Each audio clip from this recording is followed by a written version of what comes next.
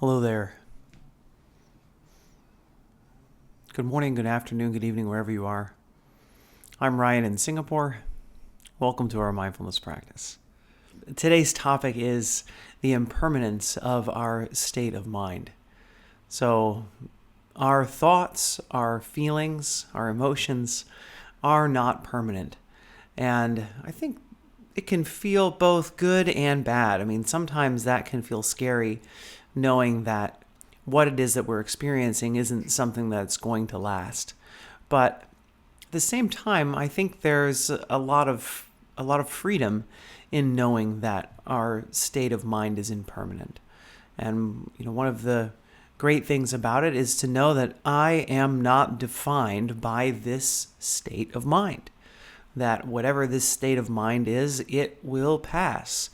And sometimes there are good, wonderful states of mind that we want to hang on to, and then there are ones that maybe aren't so pleasant. So knowing that state of mind is impermanent has this kind of freedom to it, and that's kind of what I wanted to. One of the things I wanted to highlight today is sometimes, we think of impermanence of state of mind can be scary, and the another thing about it is that through our mindfulness practice, we can approach our impermanent state of mind with equanimity. Mindfulness gives us this kind of external point of view that we can see things in a more objective way. And so as we pull back and see things from that distance that mindfulness gives us, that we can see it without attaching ourselves so much to it, to kind of say, oh, aha, it's like this. This is what's happening right now. And I do actually like that saying for mindfulness, that it's like this. So can we see objectively? And I think this is one of the really interesting things about meditation in general, is, at least for me, as I'm meditating, even if it's a short meditation, right? The meditation we're going to do today will be 15 minutes. And in that 15 minutes, to watch the shifting mind state. And there might be a time where my mind really dwells on a single thought. And it may feel like, well, this thought is so much in the forefront of awareness that it's going to dominate my entire meditation. And then maybe 4 minutes later, the next time my mind gets distracted and I wander away from what it is that I'm focusing on, usually the breath, I find that, oh, there's something else that feels extremely important right now. And so my mindfulness practice is very useful in observing the flux inside of the mind. So as things come, things go. And I think a nice analogy I've heard before is just to think of it like clouds in the sky. And I think clouds in the sky is a great one, because if you ever pause and you really look at clouds in the sky, the shape of the clouds is constantly changing. So really, if you're not really paying attention and you look out at the sky, you'll see formations that look solid, right? And maybe as a child we thought that formations in the sky were solid. And as we look, and maybe if you can remember what the clouds look like, and you look away and then you look back and you see that actually everything, not only have the clouds moved, but the shape has changed. And that's a really it's a nice little analogy for how mental states are constantly shifting and constantly in flux. And I think the other thing that is really helpful to know about the shifting mental states is that we can let go of them because they're not permanent. And that, letting go of them is the natural thing to do. because clinging onto them is only going to cause you discomfort because they are impermanent. And in fact, that is the reason that I chose this topic. So I chose this topic, I don't know, maybe more than a week ago. And I chose it because I was feeling really energized and really excited.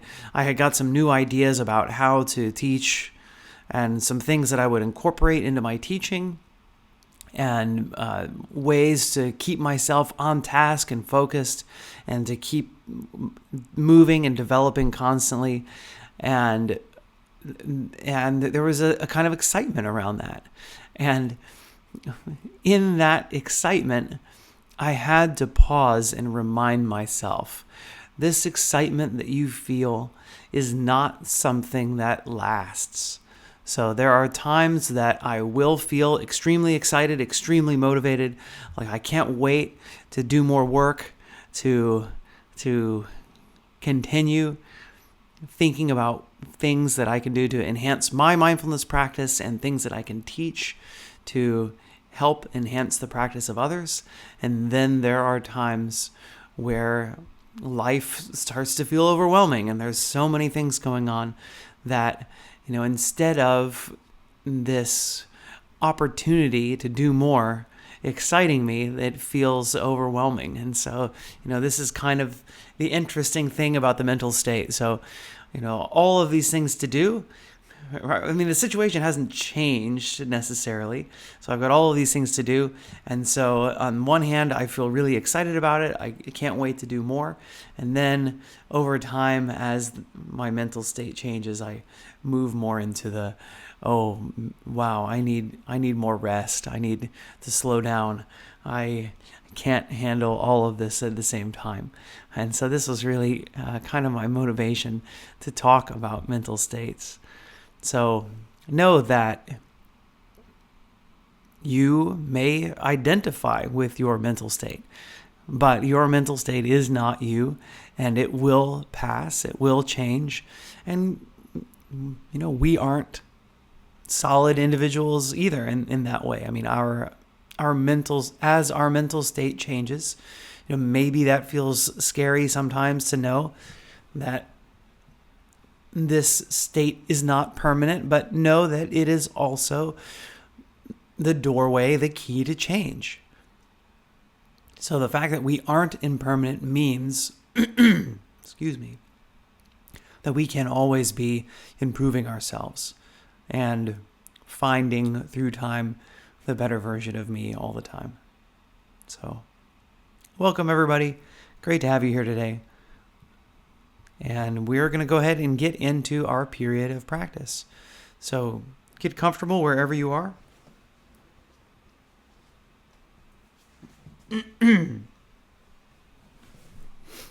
So choose a posture that's going to be supportive of you and your practice. And as we practice today, I would encourage you to really take note of the things that you think about and your distractions as you become distracted today. Really take a good look and note what it is that has brought you away from your practice.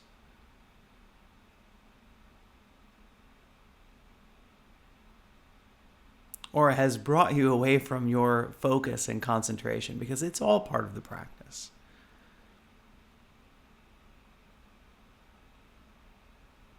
So I would encourage you to sit up straight, bring your back away from the backrest if you're sitting on a chair. Maybe find a way for your knees to be slightly lower than your hips, to allow that natural curvature in the lumbar spine to appear, so that your body is sitting upright relatively effortlessly.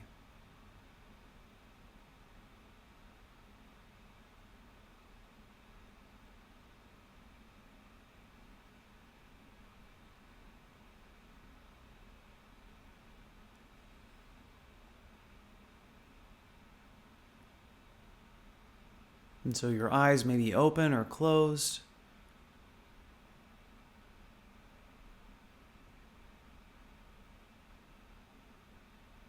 So I would invite you to begin by noticing the feeling of sitting here, the feeling of the cushion against your buttocks, the feeling of gravity pulling down on the body. If you're sitting cross-legged like I am, maybe you can feel areas of the cushion pressing against your knees or your feet.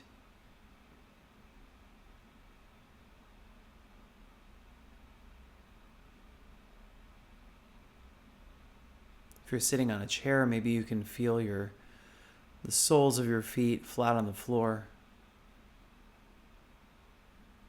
If you're wearing socks or shoes, can you feel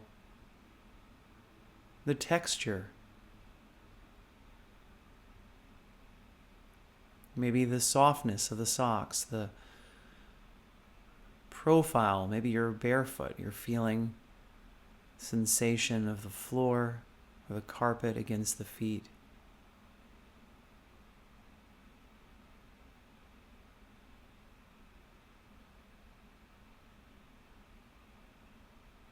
And so moving up the body, can you feel your spine?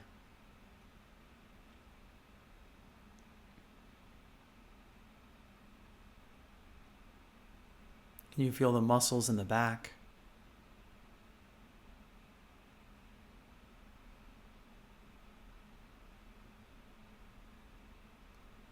The muscles in the neck?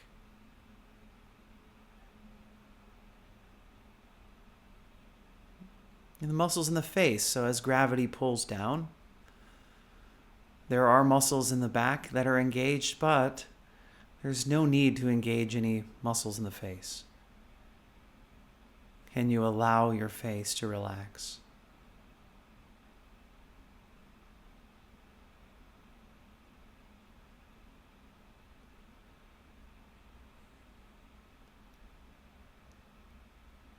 And then noticing the chest, rising and falling as you breathe.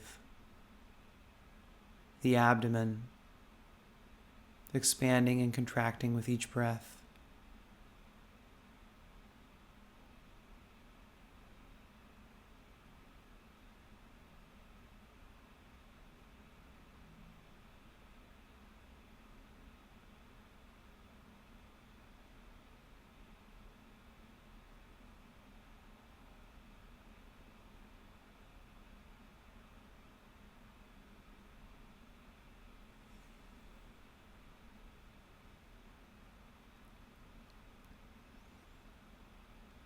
So let's see if we can keep our attention focused on one area of the body where we notice the breath.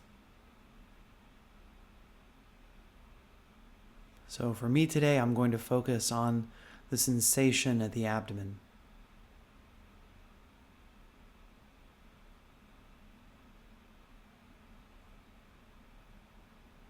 There's a spot just above my navel where I can feel my belly gently brushing against the t-shirt that I'm wearing.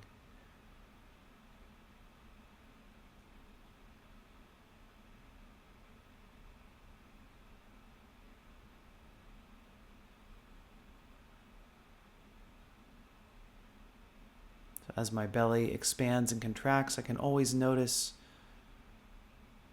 just that slight movement and brushing of the t-shirt against the belly. So I'm going to use that as my focus of meditation today, and I would encourage you to find some concrete physical sensation on which to anchor your attention. Try your best to keep your attention focused on that area. Notice as that area changes moment by moment as you breathe.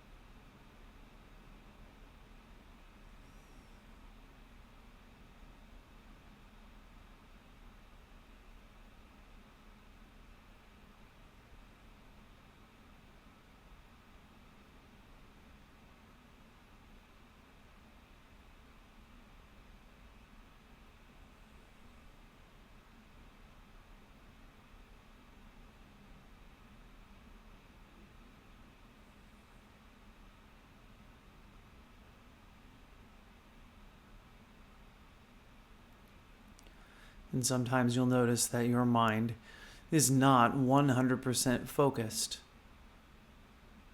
on that area where you're monitoring your breath. You'll find that the mind wanders away, thinks about various topics of your life. So take a moment when that happens to notice what it is, what's so important that's pulling me away from the thing that I am intending to do right now. And as best you can, through that awareness, just letting attention of that thought or emotion dissipate. Just know, aha, I am thinking this thought. And then gently, kindly shepherd your mind back to focusing on that sensation of what it feels like to be breathing.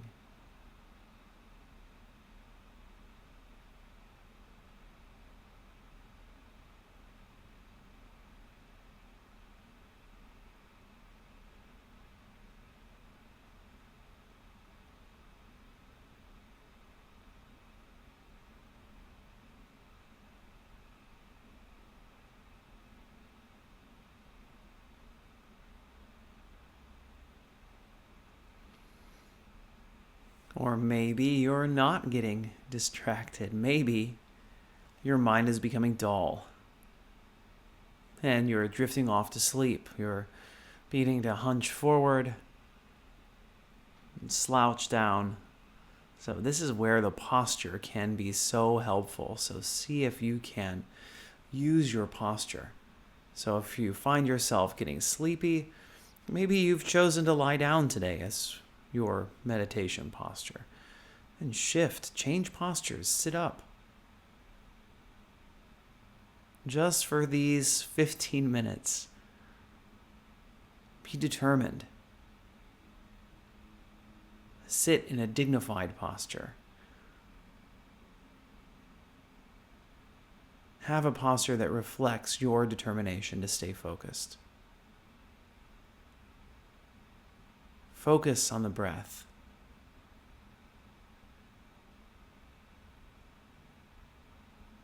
And do your best to stay focused.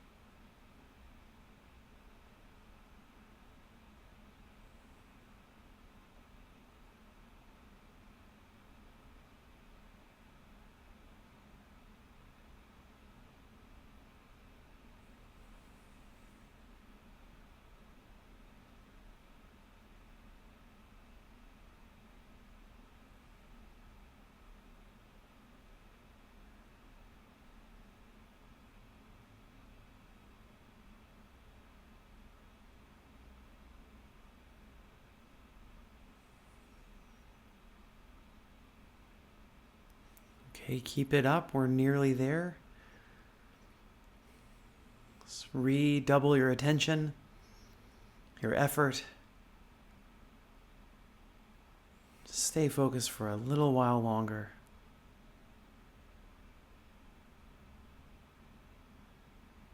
Or maybe start being focused. The past is gone. Right now is the beginning of the meditation.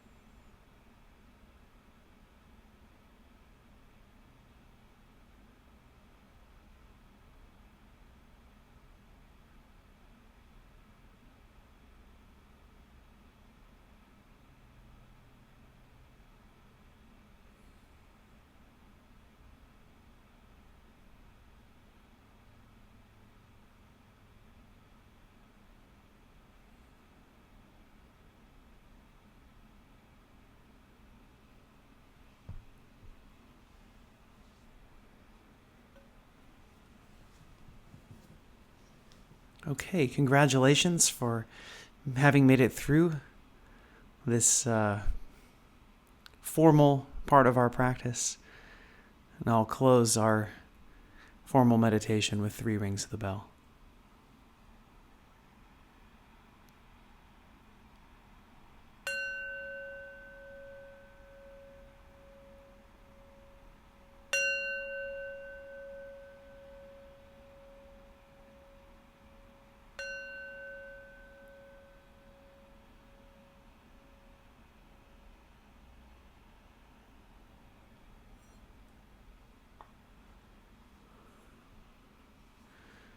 All right. Thanks, everyone. Thanks for practicing with me and being here together with each other.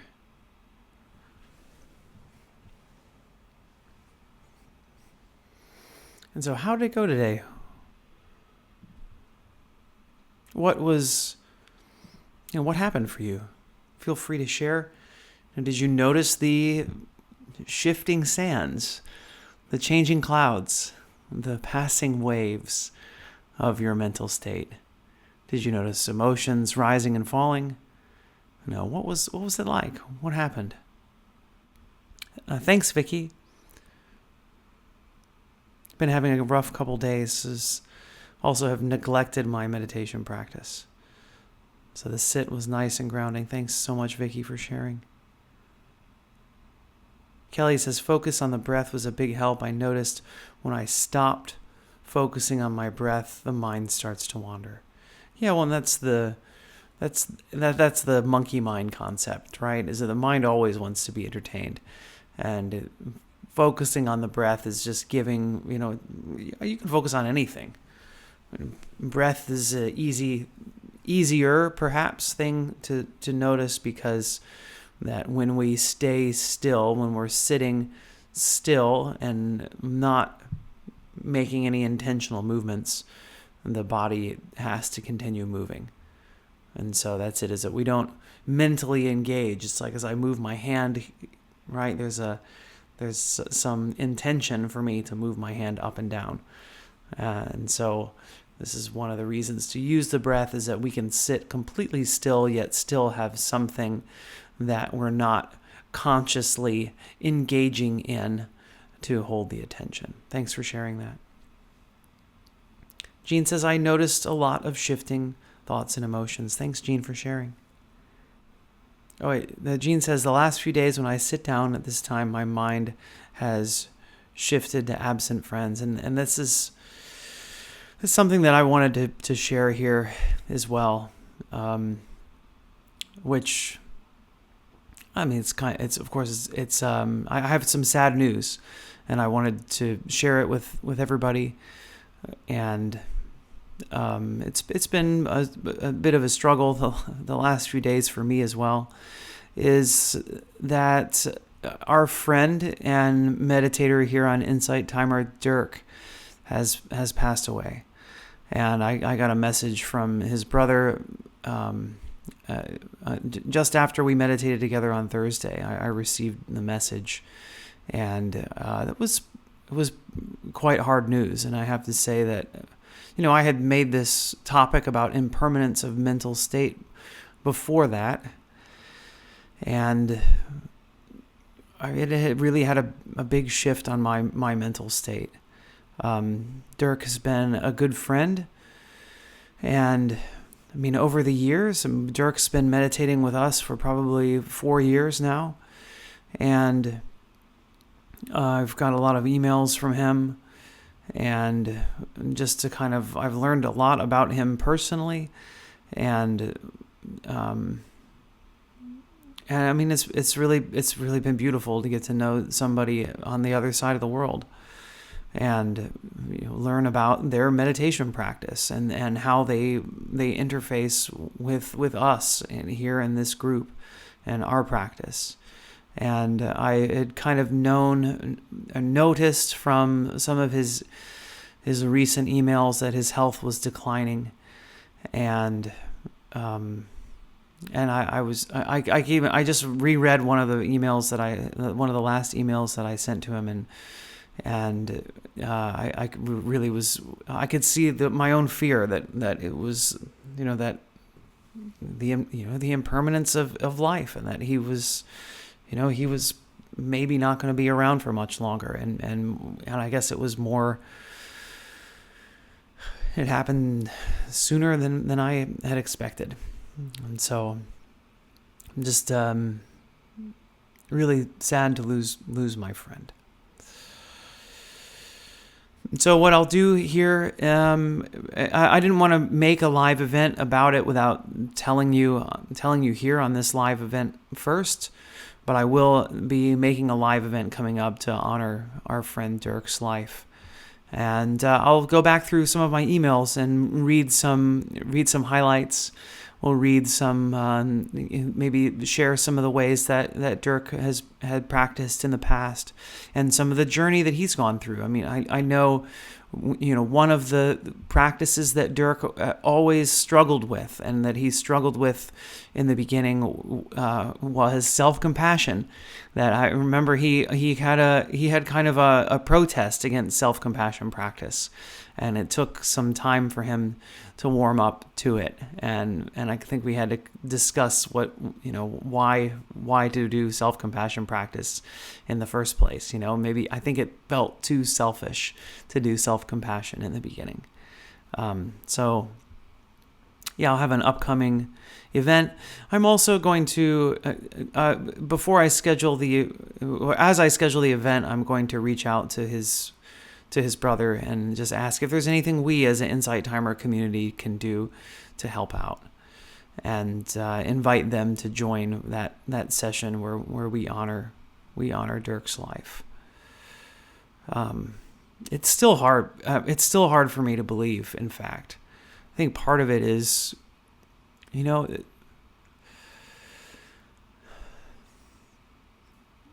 like I have a friendship with a person that I've never seen, I've never heard the voice of, that I've only seen text from. It's beautiful. It's beautiful that this kind of thing can happen, that's possible through today's technology.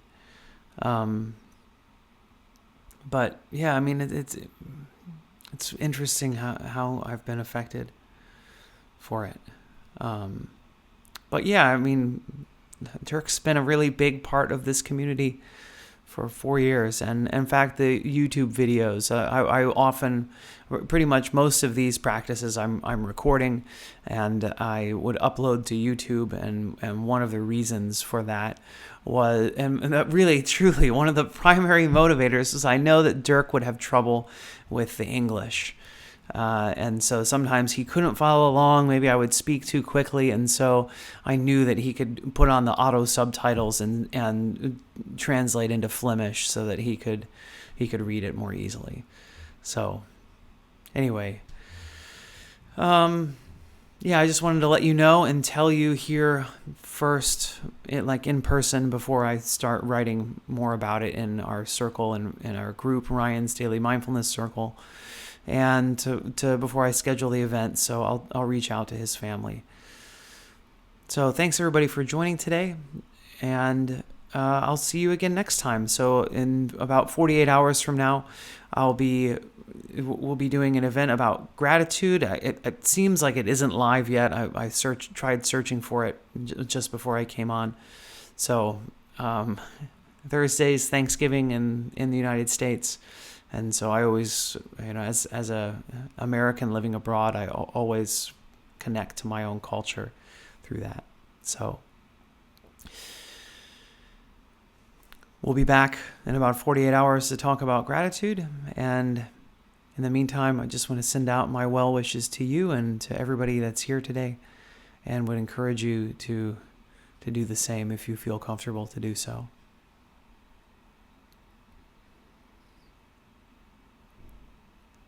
May I be happy and peaceful. May everyone watching, listening, wherever you are, I wish you all happiness and peace. May all human life around the world, those who are happy, those who are grieving, those who are healthy, those who are not, those who are free and those who are imprisoned, I wish happiness and peace to us all.